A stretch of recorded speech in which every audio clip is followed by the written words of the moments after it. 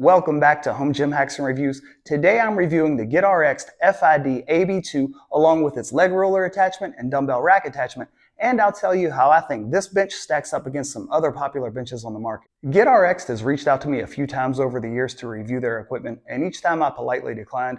In this most recent time when they reached out to me, they asked me to review their $4,000 RX3 Tornado Smith machine rack, and again I politely declined.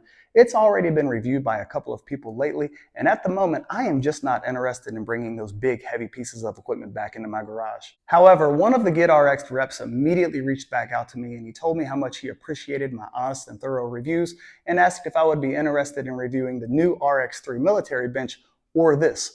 I thought about my space, my current training program, and the equipment I have, and its limitations. As you may know, I love this old red bench. I have no idea who made it, but it's at least 40 years old. My dad gave it to me, and I've been using it for over 20 years. I have turned down the opportunity to review countless benches because I know I'm not really going to use them. I'm only going to use the old red bench. But as much as I like it, it doesn't decline. Its highest incline is only 60 degrees, and its lowest incline is only 32 degrees. So the more I thought about it, the more I knew I could benefit from an additional bench. So I didn't get this just to review it. I got this to actually use it to enhance my bodybuilding training program. The bench and two attachments shipped via FedEx from Texas to the East Coast in 4 days. When I saw that one box was in Tennessee, one box was in Georgia, and the other in North Carolina, I did not expect to get this shipment so soon, and I certainly didn't expect to get all 3 boxes on the same day, so FedEx came through big time, and you better believe I tipped my driver. The shipping weight for the bench is 127 pounds, and the bench by itself is 117 pounds.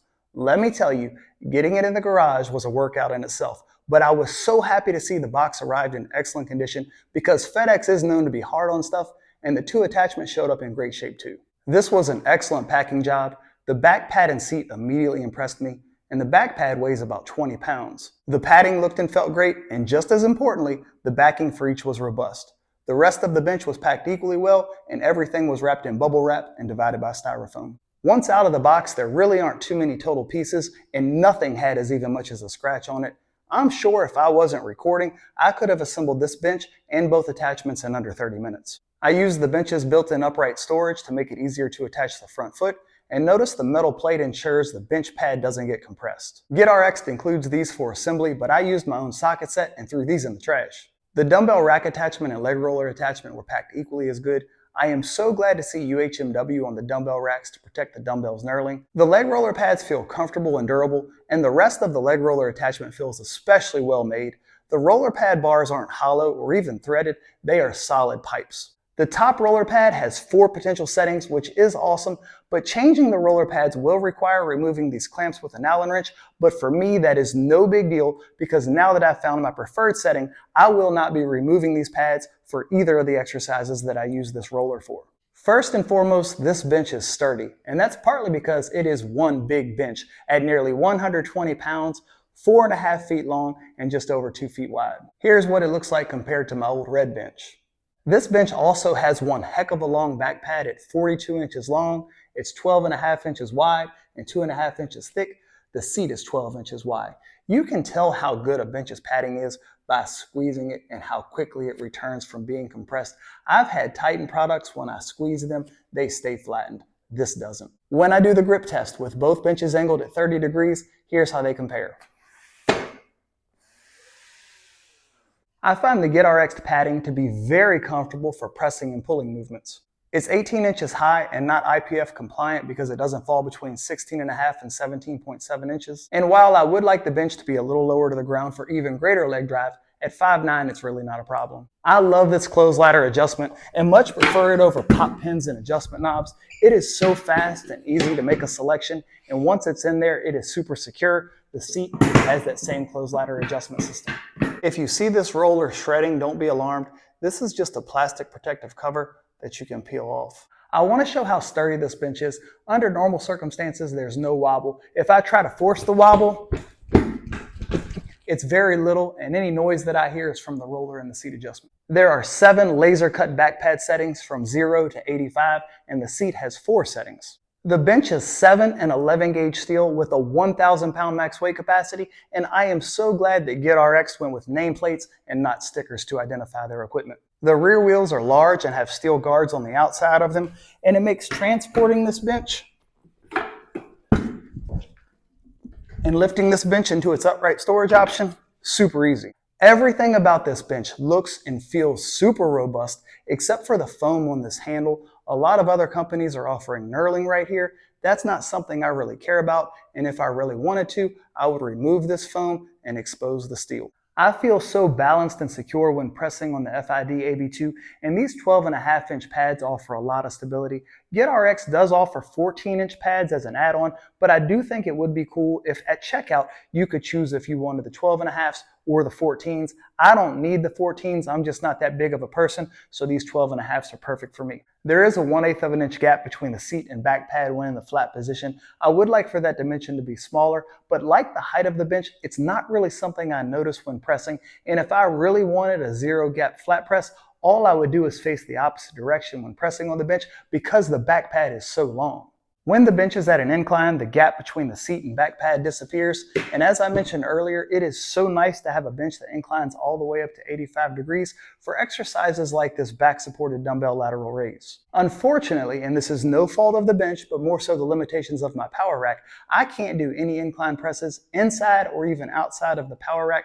First, because of the crossbeam that runs along the back of the power rack, I can't put my bench on the outside of it. And when I'm inside of the power rack, most incline positions won't allow me to grab the bar, and if I move my bench to the outside of the power rack, my safety spotter arms are just too short to offer any protection. I plan on using this bench as much for back work as I do for chest, shoulders, and triceps. One of the features that really drew me to this bench and what separates it from its competitors are these dumbbell holders. I started with the hooks on the inside, and they worked just okay for getting the dumbbells into position for rows, and they even worked okay for doing some barbell rows. But luckily, GetRx had the foresight to drill holes on the outside of these posts so that the hooks could be moved to the outside, and after I did that, the hooks became invaluable. You may have seen me recently use the Dumbbell Mad Spotter hooks to make grabbing the dumbbells for upper back rows a little bit easier, but now I can cut out the middleman and grab the dumbbells directly from this attachment, and they're wide enough to even allow me to use my Cobra grips.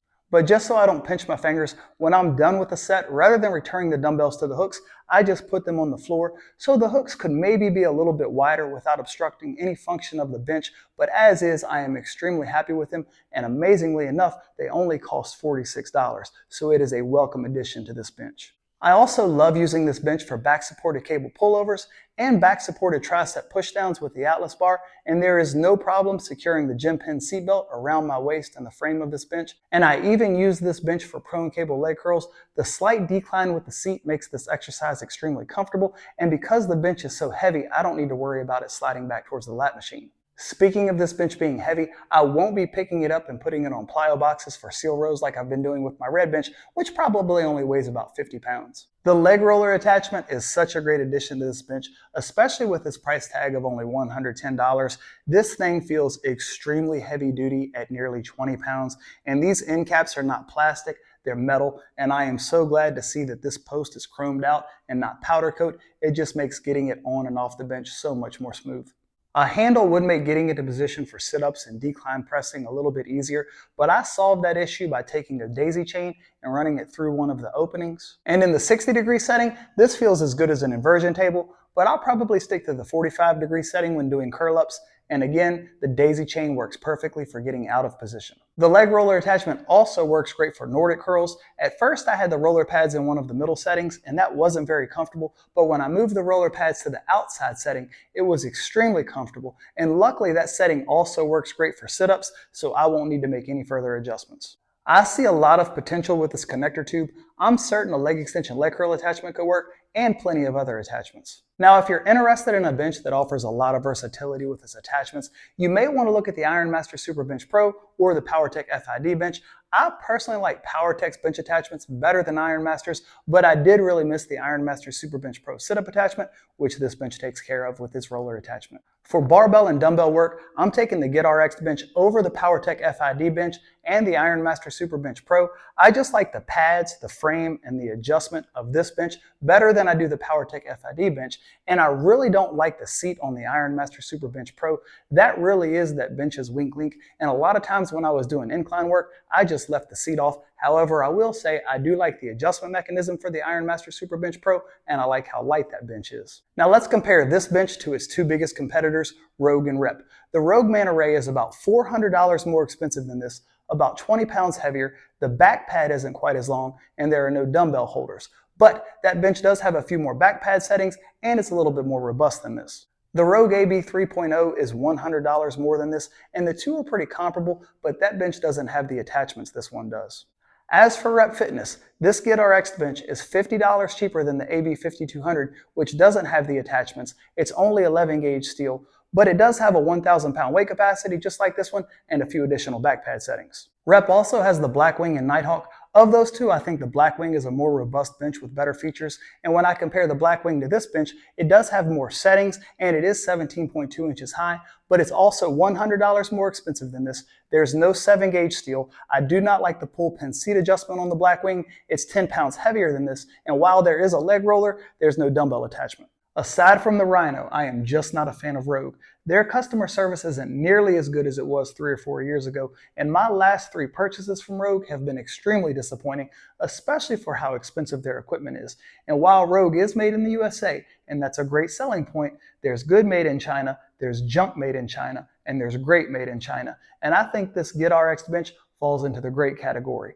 As for Rep, I've never owned one of their products, and I'll leave them to the other reviewers for now. Although I'm not lifting a ton of weight because I'm 2 weeks out from my first bodybuilding show, I have noticed bigger and better lifts by having a slightly wider bench pad. So the bench pad over there on that red bench is 11 inches, whereas this one is 12 inches. And that 1 inch seems to make a pretty big difference. For incline work, the seat could maybe benefit from one additional setting. Right now it goes up to about 23 degrees, which is exactly the same as my red bench over there. And I feel locked in for certain. But maybe one more could lock me in even better. Even though this bench is about 120 pounds, I find it to be completely maneuverable, and it is so nice to have a bench that has wheels because the red one doesn't, and I got tired of picking up that red bench anytime I wanted to move it.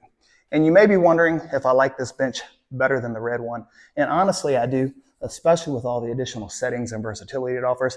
I won't be getting rid of the red bench, but I will be using this one a whole lot more.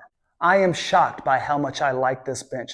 The quality is phenomenal, and it's just a great bench with awesome attachments. Back when I worked in commercial gyms, I used plenty of Cybex, Hammer Strength, and Techno Gym benches, and I like using this one better than all of those.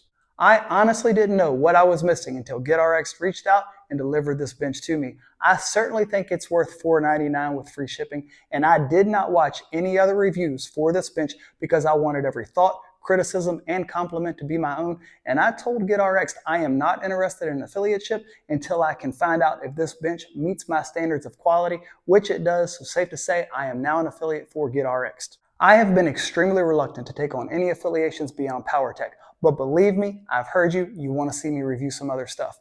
I've also been reluctant to add any additional affiliations because I don't want to compete with other reviewers. For example, there's one very popular reviewer who has a great relationship with Bells of Steel and Rep, and I've steered clear of those companies, and in turn he stayed away from Powertec. So at this point, I'm not trying to have my hand in every cookie jar, but I do want to expand my affiliate list just ever so slightly.